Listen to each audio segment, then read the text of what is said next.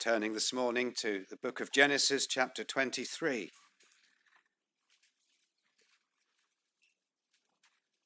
Genesis chapter 23. The final two verses in this chapter read, "And after this, Abraham buried Sarah his wife in the cave of the field of Machpelah before Mamre. The same is Hebron in the land of Canaan. And the field and the cave that is therein were made sure unto Abraham for a possession of a burying place by the sons of Heth." What then is the purpose of this chapter? It records the death of Sarah, Abraham's mourning for her, his gaining a possession of a tomb, a mausoleum perhaps, in which Sarah would be buried later himself and other of the patriarchs. Well, I did consider skipping this chapter, but I believe it has much to say to us, even in our day. Sarah is the only woman in the Bible whose age at death is recorded. Her death is noted. Why is this detail here for us in Scripture? Well, it may be because she had the status of being the mother of the children of Israel. She lived and died in faith. Hebrews chapter 11 makes that very clear. What we do know is that she is an eminent example to all believing women, and also to believing men in some respects. Did you notice that in 1 Peter chapter 3 verse 6, Peter exhorts the believing women that he writes to, saying, "You are Sarah's daughters, if you continue in the faith and are not afraid with any amazement." That last phrase almost certainly means if you have an intrepid courage to continue to live as a genuine Christian woman, not intimidated by perhaps unbelieving husbands and men around you.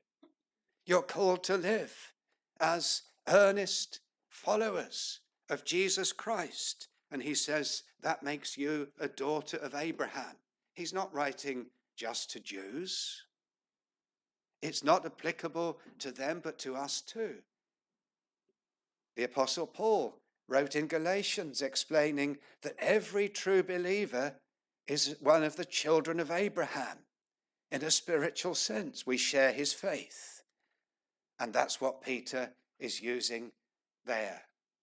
All those who are true believers, believing women especially, they are the daughters of Sarah. They follow in her footsteps.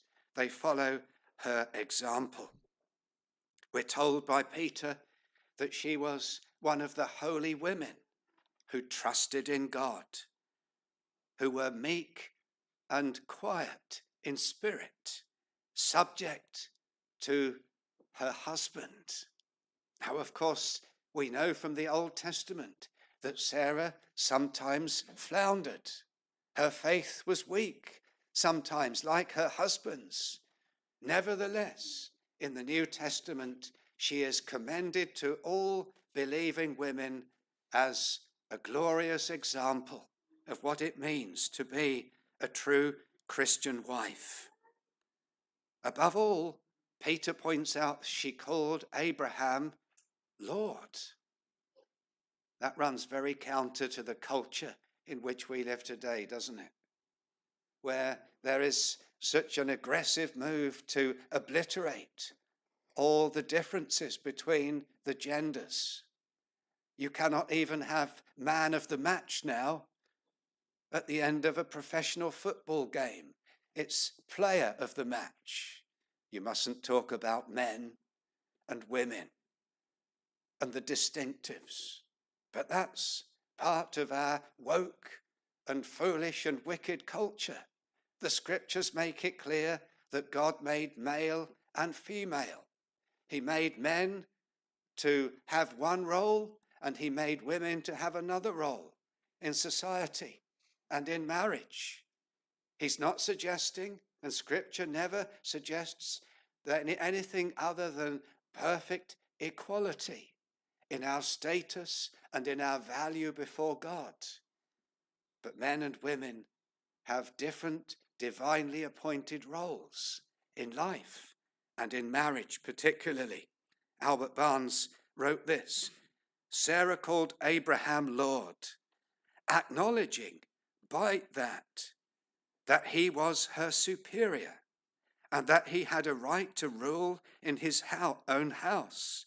The word Lord has the elementary idea of ruling, and this is the sense here, that she acknowledged that he had a right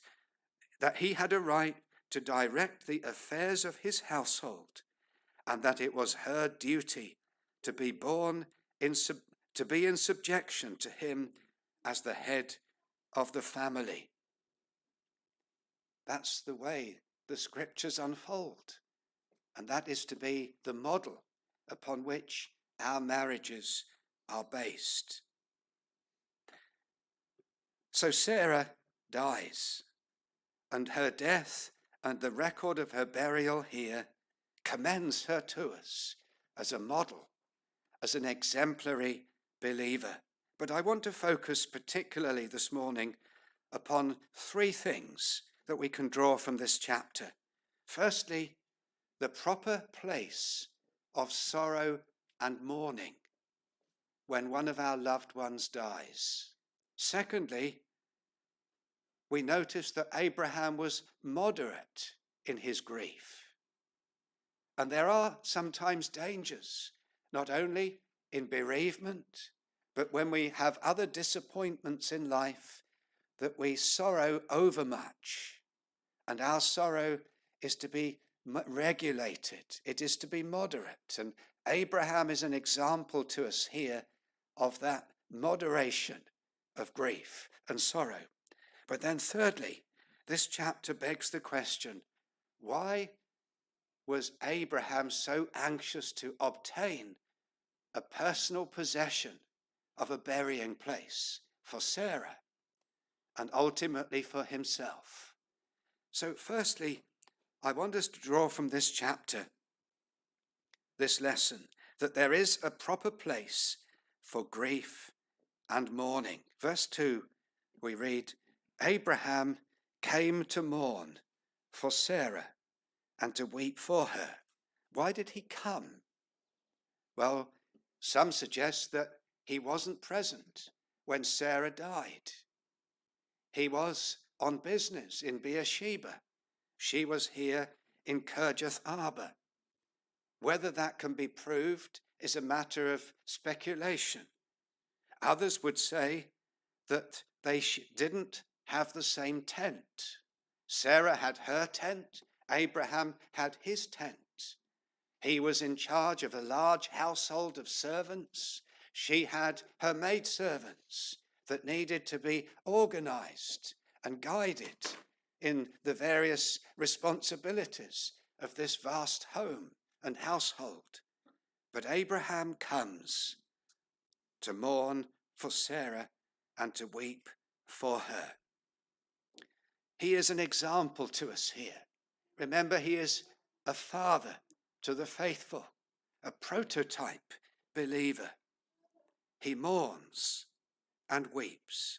And that reminds us that sorrow and grief and mourning are a natural response to bereavement.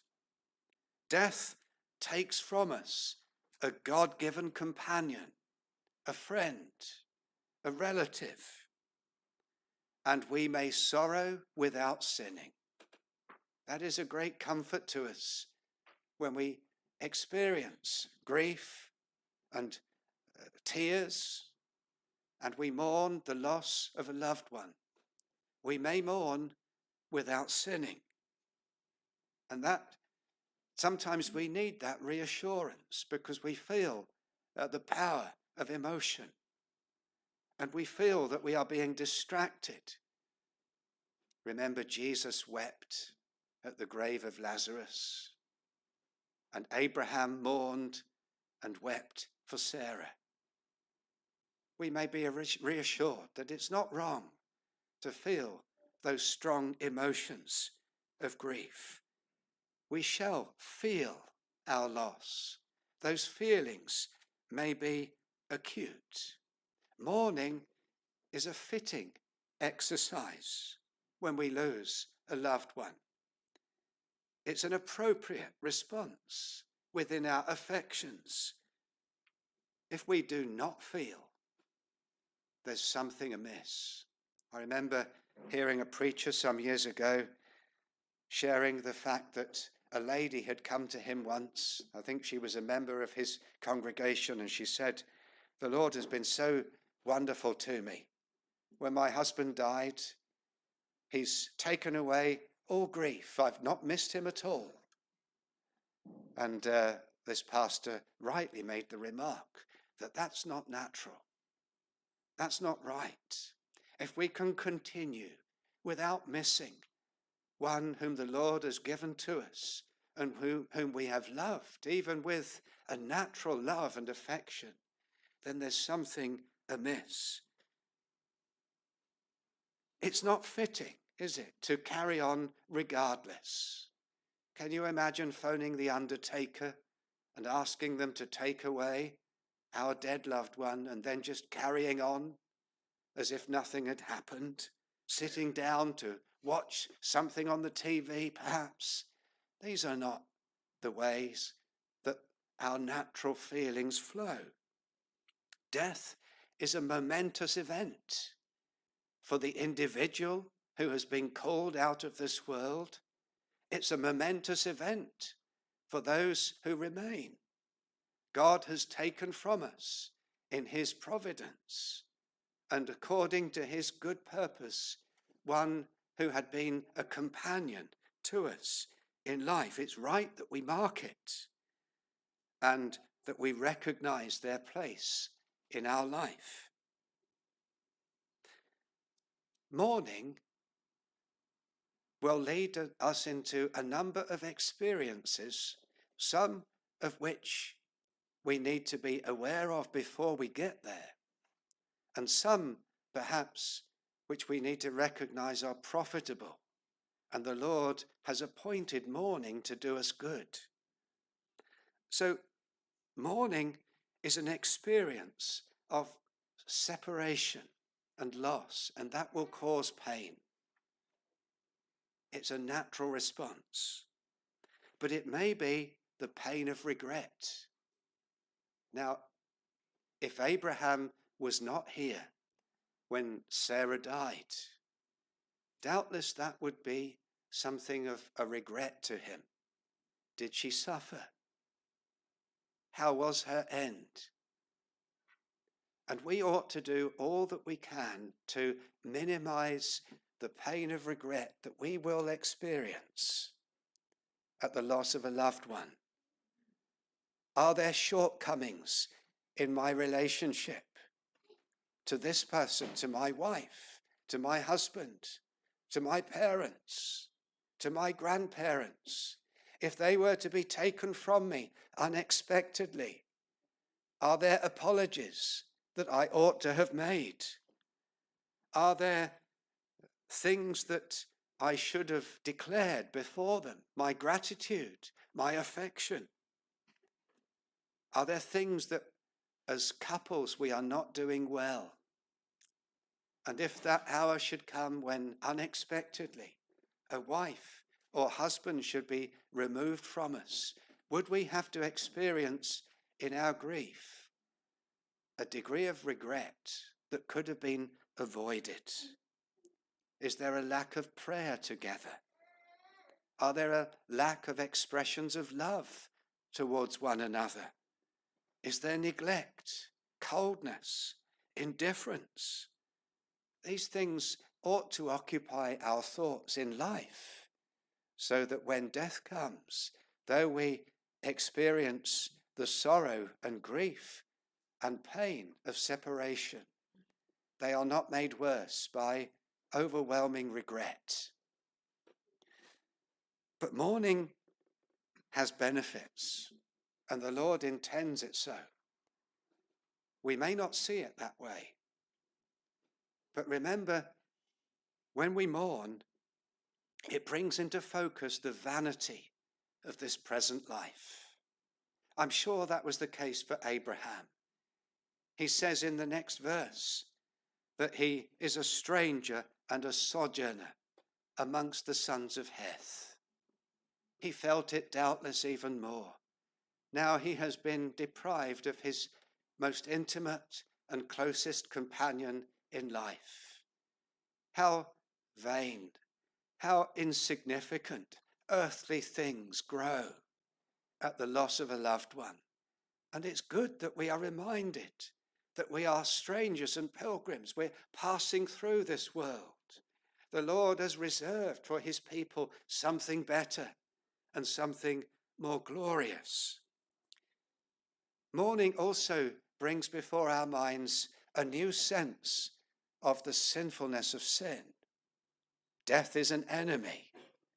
It was not part of God's original creation. And when death visits our home and brings us to sorrow, we have that stark reality of and reminder of what sin has done in this world and how sin has touched every home and household. Our mourning may be tempered by certain things. Do we fear that the loss of a loved one, which would be such a traumatic experience, how can we prepare for it? How can we temper our grief and our sorrow if we are going through it?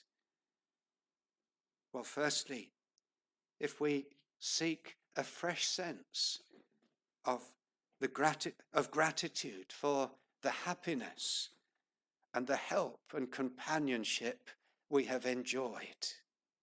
The Lord gave, says Job, the Lord has taken away. So often we focus upon the taking away, but we ought to also focus upon the Lord gave. He gave me those years of marriage. He gave me those years of joy with parents, grandparents, with children. The Lord has seen fit to take away, but let me remember that he has given me so much, and they have been such a contribution to my happiness in life. But also, we temper our mourning and grief by a reflection of the Lord's goodness to those whom he has taken from us. When we think of the grace given to them, the hope they have of heaven, that must have tempered Abraham's joy here. And the remaining part of this chapter, as I want to show you, is an expression of his faith. Though he had to bury Sarah out of his sight, yet he could rejoice that, like himself, she had that good hope of things to come. So there's the first thing. There is a proper place and purpose for mourning and grief in our lives. But secondly, we note that Abraham was moderate in his mourning and sorrow. Verse 3 begins, Abraham stood up from before his dead. He had mourned. He had wept. But now he must stand up. He must make provision for her burial, and he must continue as a pilgrim and stranger in his life of faith. And brothers and sisters and friends, this speaks to us because we may fall into overmuch sorrow. We may allow bereavement and the grief and the sadness that it brings to us have such a hold upon us that it becomes a sin. I'm going to borrow from the Puritan John Flavel, who wrote a very helpful little book called Facing Grief. And in that booklet, he identified 7 ways in which grief and sorrow can go overboard. And he writes very lovingly and yet firmly. He understands that there is a proper natural place for grieving and for mourning. But he says we must guard against overmuch sorrow. Abraham stood up from before his dead. I don't believe that phrase means that he still didn't know the tugs of sorrow upon his heartstrings, that he still didn't have moments where he was overwhelmed with grief and sorrow and tears. That's part of natural mourning. But he wasn't so overwhelmed with it. Firstly, says Flavel, our sorrow becomes sinful if we lose sight of all the other mercies and enjoyments that God has given to us. If they become so small in comparison to what we have lost, and we focus only upon what we have lost, and we forget that the Lord has surrounded us and blessed us with many other favors and mercies, then our sorrow is in danger of becoming sinful sorrow.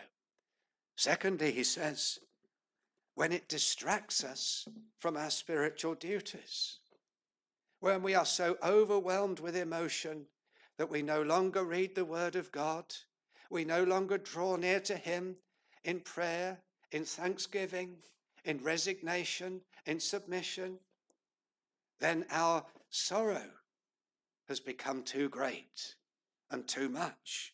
Thirdly, when it sours us with discontent and brings a grudge against God, it's possible. Like Jonah when he sat under that gourd outside Nineveh, and the gourd withered because the worm ate the root, and he became angry. And the Lord said, "Doest thou well to be angry, Jonah?" "I do well to be angry," he said. He had allowed his emotions to become a grudge of resentment against his God. And there may be that danger.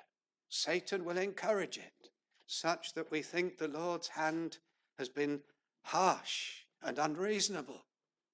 And we almost cannot forgive God for allowing the grief and the bereavement that we have suffered. Beware, says Flavel, that's taking it too far. We may weep. We may feel those natural emotions, but they must never become so determined that we rebel against the hand of the Lord. Fourthly, it's possible to yield to sinful sorrow if we encourage our sorrows by willingly exposing ourselves to reminders. And the illustration he gives us of someone, and I've known this, someone who constantly visits the grave of their departed relative and sits there for hours on end. Now, he's not saying, and I don't believe it would right say, you never visit the grave. Of course we do. We have and we cherish those memories and those bonds that tie us to those whom the Lord has seen fit to call from us. But we have to be careful that we don't wallow in our grief and sorrow by constant reminders and almost enjoying those reminders unnecessarily. Fifthly, he says, our sorrow becomes overmuch sorrow when we deafen our ears to all the kind and seasonal advice and encouragement and comfort that others seek to bring to us. When we will not be comforted, when we will not be encouraged, then beware. He suggests that our sorrow is getting out of hand. But I want to move on to our third point. Abraham shows in this chapter a remarkable care for Sarah's body. Beyond that, an anxiety to find a burying place. Why was Abraham so careful about her interment? This was not mere sentimental, husbandly affection. I'm sure that was there. But the unfolding of this chapter shows that it runs much deeper than that. Notice that he refuses to bury Sarah in one of the sepulchres of the children of Heth. They say, take your pick.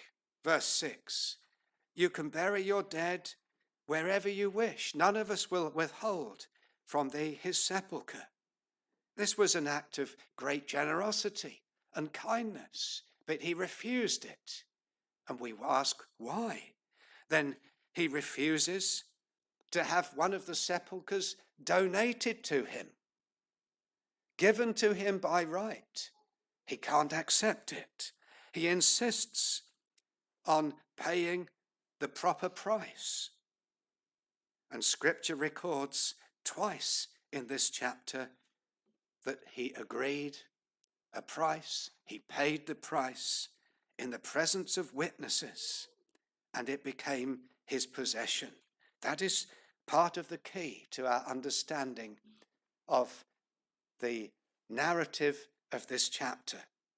So first of all, we are told here in verse 10, it was in the audience of the children of Heth that this dialogue took place. And then we are told that Abraham hearkened, verse 16, unto Ephron, weighed him the silver, which he had named in the audience of the sons of Heth, current money with the merchant. Why are we told these details?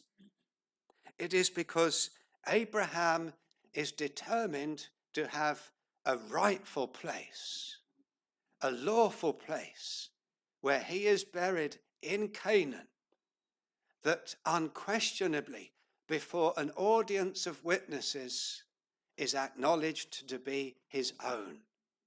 It seems bizarre, doesn't it? That he's content to be a pilgrim and stranger in the land of Canaan all his life. In fact, when Stephen preached in Acts chapter 7, he says he had not so much to set his foot upon. And yet when it comes to the death of Sarah, he wants to buy a little bit of Canaan in order to bury his wife and then himself. Machpelah, it means two caves. And so this was more like a mausoleum. And we shall see in a moment or two that in the book of Genesis chapter 49, Isaac was buried there. Jacob is going to be buried there. This was a particular place where the believing people of Abraham were going to be buried. But why are we told all these details? Well, I want to turn to Hebrews chapter 11, because the key is this. It was a matter of faith and hope in the promise of God. Abraham's future hope and expectation of an inheritance promised by God is bound up with the promise that his descendants will possess the land of Canaan. One commentator puts it like this: for himself and for Sarah, he claims a rightful interest in the promised inheritance of the better country, even the heavenly, which they both alike earnestly longed for. Abraham is looking beyond this world to a better country, a heavenly country. But how is he going to demonstrate his faith in that promise? The promise was couched to him in the language of, you will inherit Canaan. And so in his death, he buys a little bit of Canaan as a declaration of his faith. So Hebrews chapter 11, look at what we read here, verse 9. By faith Abraham sojourned in the land of promise, as in a strange country. Verse 10, he looked for a city which hath foundations, whose builder and maker is God. He's a stranger on the earth. His faith and hope are fixed upon a better country, a city whose builder and maker is God. Then verse 13, we read, and this concerns Sarah too, these all died in faith, not having received the promises, but having seen them afar off, and were persuaded of them, and embraced them. Verse 14 again, they that say such things declare plainly that they seek a country. I'm a stranger and a pilgrim. I don't have an interest here in this world, but I seek a better country, a heavenly country, that eternal inheritance which God has promised. That was Abraham's testimony and thinking. Abraham embraces the whole gamut of the promises of God. That's what Hebrews 11:13 is saying, isn't it? They saw them afar off. They embraced them and confessed that they were strangers and pilgrims. So what did Abraham embrace? He embraced the promise of an eternal inheritance. He embraced the promise of bodily resurrection. He embraced the promise that the physical land would one day be his and his descendants.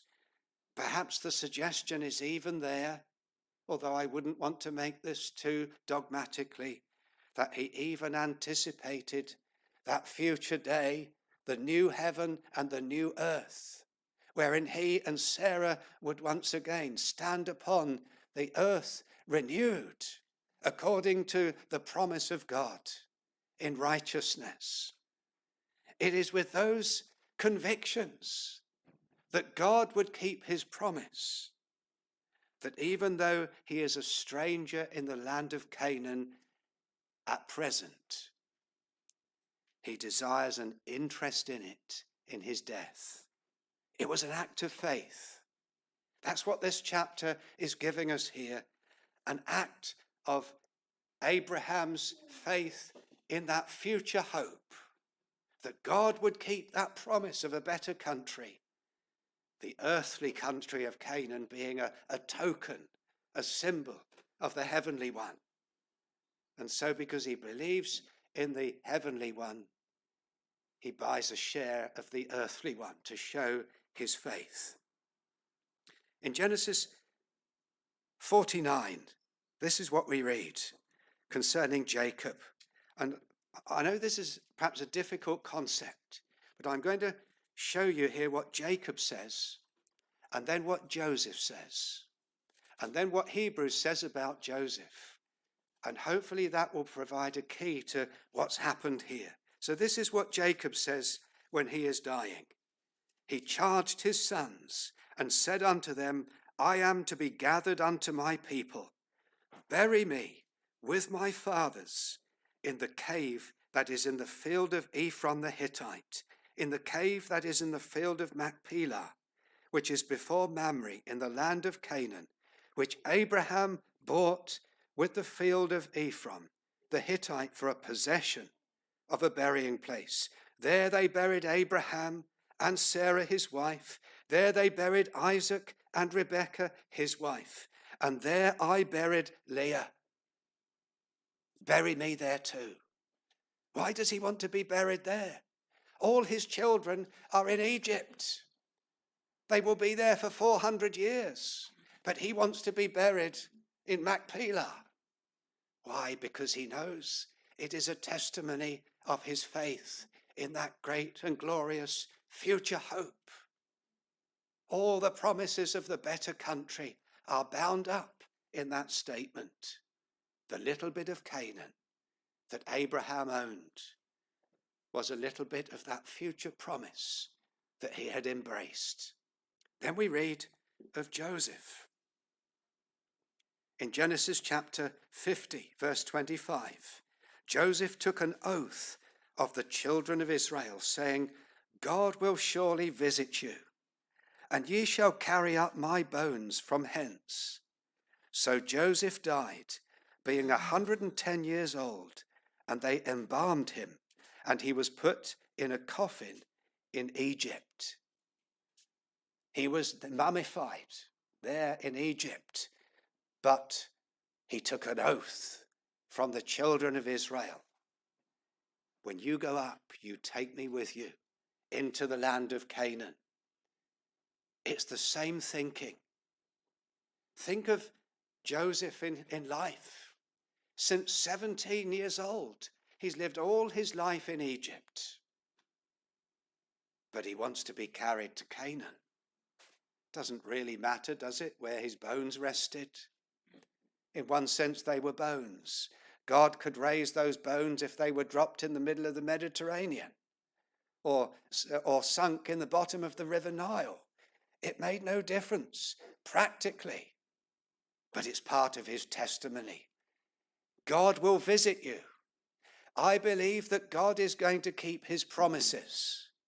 Canaan will be Abraham's children's, and I'm a child of Abraham. I believe not only in the earthly Canaan, but the heavenly reward of the faithful. So we come to Hebrews chapter 11 again, and we draw to conclusion really with this thought. What do we read there concerning Joseph? Well, before we read it, just think of the life of Joseph. Joseph, as a young man, was different to all his brethren. He was a believer as a young man. Even though he was delivered as a 17-year-old probably into slavery in Egypt, he didn't deny his God. He embraced God. He walked with God. All his life he was a man of God. He interpreted Pharaoh's dreams by faith in God. He governed Pharaoh as a man of integrity because of his faith in God. He never once recorded, it's never recorded really that he ever wavered in his faith. And yet the writer to the Hebrews, when he describes the faith of Jacob, only refers to one event. And that's the event that we've just read of at the end of Genesis. By faith Joseph, when he died, made mention of the departing of the children of Israel and gave commandment concerning his bones. Why are we told this detail about his life of faith and nothing of all the rest? Because this final act of testimony was the crowning expression of all his faith. He believes in the promise. His interest is in the promise given to Abraham. He wants to be part of the children of Israel, and all the honor and the power and the influence and the esteem and the connections that he had in Egypt meant nothing to him in comparison to that eternal inheritance promised to Abraham, his great-grandfather. It was a testimony of faith. You take my bones. The same mindset is what we see here in this chapter regarding Abraham. I'm going to have a burying place. It must be lawfully mine, because I believe that I will have the right of inheritance, not only to this earthly Canaan, but to the better country. And so that chapter ends with an underlining of the fact that this possession of a burying place was made sure. It was made Abraham's. No one could take it from him. It was recognized as Abraham's even by the Canaanites. It was his testimony. Why are Christians buried? In one sense, if as Christians we are burned at the stake or we are cremated, it will make, in a practical sense, no difference to our eternal interests. The reason we are buried, or we make that choice of burial, generally speaking, is for the same reasons that Abraham wanted this sepulchre. We believe in the resurrection of the body. We believe that God will keep his promise, that Christ will come again, that there is that eternal world, that our spirits will be in the presence of Christ until he returns and reunites them with our glorified bodies. And the believer is rested in the grave in sure and certain hope of bodily resurrection. It's our final act of testimony. And so, generally speaking, that's why Christians make that choice of burial. It's because our dust is holy to God, precious to him.